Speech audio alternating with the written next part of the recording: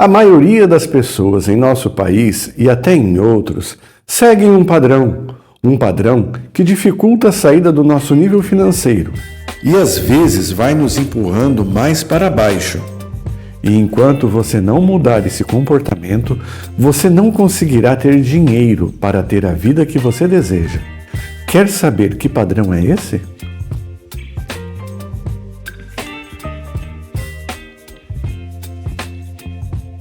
Olá, amigos, tudo bem com vocês? Meu nome é Jersey Stuart. Sejam muito bem-vindos. Vocês estão no meu canal Finanças em Família, onde sempre colocamos os problemas e alternativas de soluções para as famílias. Certo, pessoal? Por que será que nós conseguimos viver os 11 meses do ano com somente um salário? E quando chega dezembro, que nós recebemos 2 salários, nós ficamos com dívidas para janeiro. Será que eu não aprendi matemática na escola? Tem alguma coisa errada aqui e nós vamos descobrir isso hoje. Quando eu comecei a ter consciência dos nossos problemas financeiros aqui em casa, nós seguimos todo aquele caminho que todos devem seguir quando arrumam as finanças. Levantar as dívidas, fazer um bom orçamento mensal, fazer um check-up da sua rotina para ver se há possíveis vazamentos de dinheiro em sua vida e coisas assim. Depois que fizemos isso, eu e a minha esposa resolvemos investir sem entender direito como fazer isso. Como a gente não sabia, nós começamos a seguir os conselhos financeiros de várias pessoas aqui do YouTube. Vários mesmos. Mas, como vocês devem saber, cada um dos YouTubers financeiros segue uma linha de ação que eles utilizam nesses momentos de suas vidas em que a maioria é milionária. Ou como diz a Natália Arcuri, ela está com um burro na sombra. Que bom para elas, não? Eu não estou dizendo que os conselhos dos maiores influencers financeiros sejam ruins. Eu só estou tentando explicar que alguns conselhos são específicos para determinado grupo de pessoas e de certa idade, e não para todos. Deve ser muito difícil mesmo haver conselhos que sejam bons para todos o tempo todo. Como eu disse, nós resolvemos investir em tudo mesmo. A gente comprava 3 ações de uma empresa, falavam que era melhor investir em CDB e a gente ia lá e aplicava. Falaram das caixinhas do Nubank e adivinha? Pusemos um dinheirinho lá e perdemos dinheiro. Compramos criptomoedas. Enfim, fizemos uma salada de nossos investimentos e pagamos pela nossa ingenuidade. Porque nós perdemos dinheiro ou ganhamos muito pouco dinheiro, porque nós não sabíamos como investir, quando e por que investir em determinado ativo. Ainda bem que a gente não tinha muito dinheiro e nem muita confiança, porque assim nunca perdemos valores altos. Mas, sem reserva financeira, a nossa vida era uma sucessão de períodos de instabilidade financeira. E depois de muitas dívidas, vocês sabiam que eu já vendi 2 carros para pagar as dívidas que iam se acumulando e prosseguimos nessa montanha-russa financeira. Porém, ao longo de erros e acertos, nós fomos aprendendo umas lições e uma das lições mais preciosas é: leia, estude, faça cursos, mas bons cursos. E esse é um tipo de dívida que temos que fazer para aprender. E assim, lemos muita coisa boa e também muito material nem tão bom assim. E foi assim, nessas leituras e estudos, que descobrimos o professor Gustavo Cerbasi. Vocês o conhecem? Ele é formado em administração e tem vários títulos, mas para mim, ele é um professor. E entre as muitas lições importantes de Cerbasi está uma lição que nós demoramos para entender. Eu diria mesmo que nós demoramos para aceitar que para termos dinheiro precisávamos viver 1 ou 2 níveis abaixo da nossa renda. É isso mesmo, vocês não entenderam mal. Para termos mais dinheiro, precisamos viver abaixo da nossa possibilidade financeira. Você já pensou nisso, amigo? Isso é terrível. Isso é o oposto do que a gente quer. As pessoas que têm salários baixos, nós, pobres, nós queremos ter mais dinheiro para gastar mais, comprar um carro melhor, um tênis mais caro, ou comprar mais e mais sapatos nos casos das mulheres. E também, assim que a gente pode, vamos comprar uma casa melhor, maior, num bairro mais chique, ou ir arrumando, melhorando a casa onde moramos. Até quem mora de aluguel pensa desse jeito. E assim que pode, a pessoa vai querer alugar uma casa melhor num bairro melhor. E vejam, nós acreditamos que esse é o caminho natural da vida. Ir trabalhando para ir adquirindo mais e melhores coisas. Melhorar o nosso padrão de vida é o correto, não é? Todo mundo quer isso. Aqui, nós temos que parar e pensar com calma, com a cabeça fria e sem ficarmos com pena de nós mesmos. Vocês já devem ter ouvido ou assistido alguém que dá a sugestão que você divida o seu salário em percentuais, certo?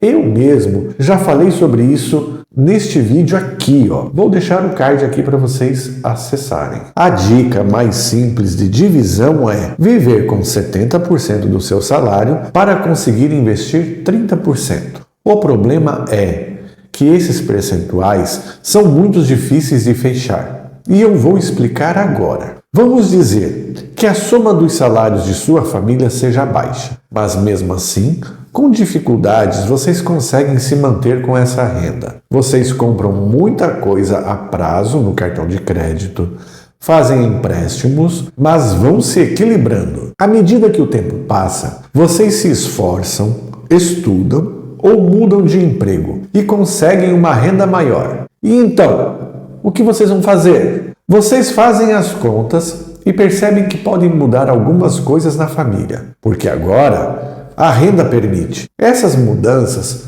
podem ser comprar uma casa maior ou comprar um carro melhor, colocar os filhos em uma escola particular ou vão fazer uma viagem de férias, o que vocês não conseguiam fazer antes. Também começam a sair com mais frequência aos finais de semana. Vão mais aos shoppings, porque vocês podem. O seu salário permite. Vocês têm mais poder aquisitivo. Que alegria, não? Mas com o tempo, vocês percebem que o orçamento de vocês está apertado de novo. As contas começam a se multiplicar e o orçamento não está fechando. O que aconteceu? Vocês fizeram as contas antes de cada gasto? Aonde vocês erraram as contas? O problema é que a gente esquece que a maioria dos itens, dos bens e serviços que adquirimos tem despesas adicionais. Uma casa maior vai ter mais impostos, mais despesas de manutenção, como água e luz, e até mais móveis, dependendo do caso. Um carro maior e melhor também segue a mesma lógica. Mais impostos, um seguro mais caro, mais combustível e todos os equipamentos e acessórios também custam mais. Gente, eu me lembro quando troquei de carro e comprei um carro melhor, um Polo. Tinha apenas 2 anos de uso, era seminovo. Da primeira vez que eu fui trocar os pneus, eu percebi que esses pneus custavam bem mais do que os pneus do meu carro anterior, que era um Fiat Uno. Mas eu não fazia ideia. E é claro que para conseguir pagar, tive que fazer uma dívida no cartão. Ou melhor, mais uma dívida. Vocês estão percebendo o que acontece? Toda vez que mudamos para melhor, os gastos para a manutenção aumentam junto. E aí, precisamos trabalhar muito mais, fazer mais renda extra para conseguirmos viver dentro de nossa renda. E quando chegam os imprevistos, precisamos gastar de novo a crédito, fazer empréstimos no banco e aí é só rolando a dívida. E esse ciclo, esse padrão não acaba nunca se nós não dermos um basta. Viver abaixo do nosso padrão, como diz o Ser Base, é algo muito poderoso. E o autor do livro Inteligência Financeira, Morgan Housel, nos ensina o seguinte: ao lidar com dinheiro, a coisa mais difícil é parar de reajustar as metas para cima o tempo todo. Mas aí vocês vão me perguntar, né? Qual o sentido de viver abaixo do meu padrão? Quando eu vou conseguir ter as coisas que eu quero? O sentido, amigos, é que se você viver um pouco abaixo, você consegue economizar mais para investir mais. Assim, você vai conseguindo um retorno maior com os seus juros compostos. Se aplicar em renda fixa, se for adquirindo ações e fundos, vocês vão conseguindo até ter uma renda passiva razoável para, com o tempo, ter uma complementação de renda. Sem investir recursos, é muito difícil para a classe média ter mais dinheiro. O problema maior é a mentalidade da nossa sociedade. Nós queremos ter a satisfação agora, queremos ficar rico agora. O amanhã pode nem acontecer. Precisamos combater essa mentalidade, porque é essa mentalidade que nos mantém pobres. E ser pobre não é problema nenhum. O problema é estar endividado, viver sem qualidade e sem conseguir realizar os seus sonhos. Aí vem a segunda pergunta. Mas se deveríamos ficar abaixo de nossas posses, por que você aconselha as pessoas a gastarem 70% do salário? Por que não 60% ou 50%? Pessoal, eu sempre explico que essa divisão é um parâmetro que ajudará as pessoas a se manterem em um determinado patamar de vida. Porque mesmo sem melhorar em nada, o nosso padrão, a inflação sobe mais do que os nossos salários, não é mesmo? Quem conseguir viver com um percentual menor de sua renda e conseguir se manter neste patamar, é claro que será melhor. E há muitas pessoas que conseguem isso. Mas para quem não consegue viver com menos, esse percentual de 70% é um parâmetro razoável. Caso a manutenção esteja acima disso, você estará com problemas logo logo. Se estiver abaixo e você conseguir investir mais que 30% da sua renda, parabéns! Você está no caminho certo. A terceira pergunta: essa vida não será muito chata? Sem perspectiva de melhora? Sem diversão? Eu respondo que chato é ficar acordando à noite pensando como vai pagar uma dívida que vence amanhã. Chato é ter que vender um carro para pagar dívidas. Como eu já vendi 2 carros porque não estava mais conseguindo rolar a dívida do cartão. Isso eu digo para vocês, isso é chato. Ficar um tempo se privando de algo melhor sabendo que tem poucas dívidas ou que não tem dívidas, que o seu dinheiro está aplicado e rendendo, que no futuro você poderá dar mais conforto à sua família, isso não é chato. Para mim, isso é uma conquista. E a quarta pergunta que eu responderei é: e o tempo? Por quanto tempo nós temos que ficar assim? A resposta não é simples. Você vai ter que viver assim até chegar à independência financeira. Mas chegar à independência financeira não é fácil. E antes de chegar à independência, você precisa atingir a estabilidade financeira. Estabilidade financeira será o ponto em que você estará na seguinte situação: a sua família consegue se manter dentro do orçamento, gasta dentro de um percentual já determinado e sem dívidas, e mesmo vivendo abaixo de seus ganhos, vocês têm recursos para pagar o plano de saúde, a educação continuada e a diversão. Para a estabilidade financeira, também é necessário que vocês tenham uma reserva de emergência, já estejam investindo para a aposentadoria, também para montar um patrimônio maior para a família. E por fim, conseguem guardar recursos para os seus ganhos e desejos, porque afinal, a vida não é só pagar contas, não é?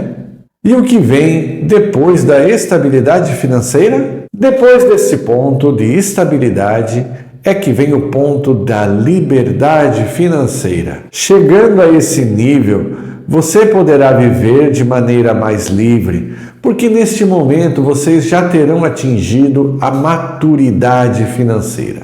E aí é você quem determina o que você realmente precisa, sem pressa e sem pressões para gasto. Difícil, não é, pessoal? Difícil, mas possível. Fácil é ir à concessionária e comprar aquele carro legal que você está querendo faz tempo e passar os próximos 6 anos se arrependendo dessa compra. Mas não desanimem, temos uma palavra de ânimo para você. Todos os influencers, economistas e todos aqueles que já conseguiram se equilibrar, todos eles também dizem que uma pequena mudança de mentalidade, pequenos ajustes em seus gastos, tudo o que você fizer para melhorar já faz uma grande diferença em suas finanças. Não desanime. Se você acha que já está velho, que queria ter essa consciência quando era mais jovem e que nem adianta começar agora, pense que daqui a 1 ano você ia querer ter começado 1 ano antes. Além do mais, ao longo de nossa vida, nós temos mais do que um salário. Nós temos promoções que aumentam o salário e não só reajustam o salário. Você pode mudar para um emprego que pague mais. Pode haver prêmios, divisão de lucros, uma herança e também você pode conseguir renda extra. E cada recurso ajudará para a sua melhora. Se você tiver um plano para gastar esses recursos, sempre tem um plano para esses recursos inesperados. O plano será seu. Eu sugiro que você reserve um percentual para quitar as dívidas, um pouco para a reserva de emergência e um pouco para diversão com a sua família. Mesmo que o valor seja muito baixo, sempre tenha um plano de gasto. Não permita mais que a sua vida financeira fique sem controle. Vamos virar essa chavinha em nossa cabeça. Vamos parar de nos fingirmos de ricos e ter um orçamento no vermelho e vamos assumir a nossa situação real para ficarmos ricos de verdade. A frase não é minha, meus amigos, mas eu acho essa frase muito legal. Nós vamos ficando por aqui, pessoal, mas na próxima semana nós voltaremos. Deixe aqui nos comentários se você já tinha percebido esse padrão em sua vida e se já mudou de mentalidade. Nós vamos querer muito saber a sua opinião sobre isso. E agora, se você gostou, deixe um like e se inscreva no canal para nós podermos ir fazendo mais conteúdo importante para todos. E compartilhe com quem você acha que também precisa ouvir essa mensagem. Muito obrigado pela sua audiência. Fiquem bem e até a próxima.